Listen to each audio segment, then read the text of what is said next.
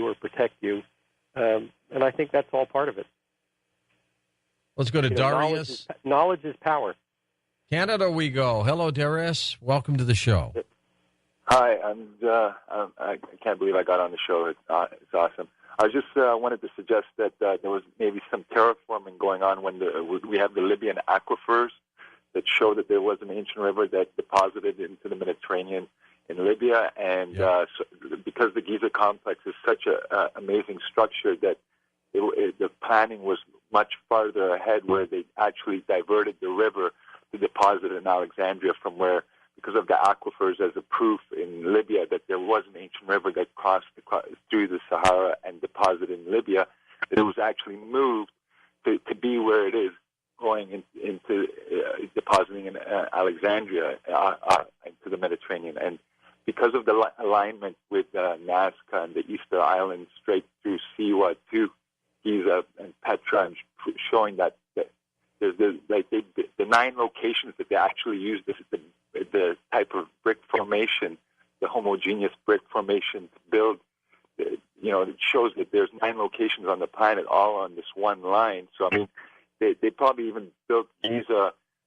They needed the river to build Giza, so they diverted the river even. So there's maybe even proof that there was terraforming before that. Not only that, the planning of the food. The national dish today is fool, which is the fava bean. I mean, there had to be some critical mass of food along this river for the workforce to start even building such structures. So I mean, from a contractor's perspective, there's a lot of variables to building such complex, structures, and it's all location. So, I mean, we have proof that there's huge aquifers in Libya, and that there used to be an ancient river that used to go there, and so Sahara is probably a man-made desert, because of the diversion of this river.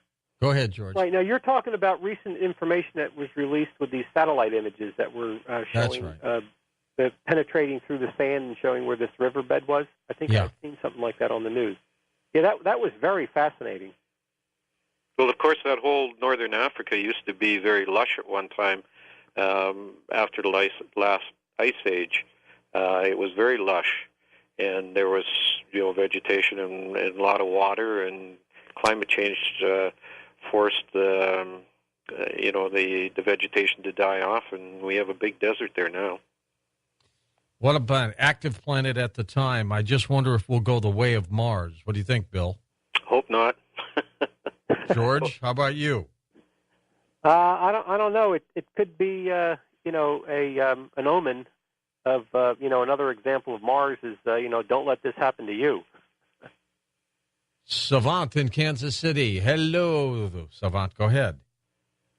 Hey, guys. I just wanted to real quickly, there is kind of a binding connector with all this. If you stop and think, and I know a lot of people look at the scriptures and the Bible as just being some kind of fantasy book of myths, but if you look at it carefully, it's also a mathematical formula and pattern. But if you consider that all of these different planets and cultures and archaeological sites were built by whether you want to call them the Anunnaki or Anunnaki, rather, or the Nephilim, the fallen angels were on all different types of planets, and actually Earth was ruled by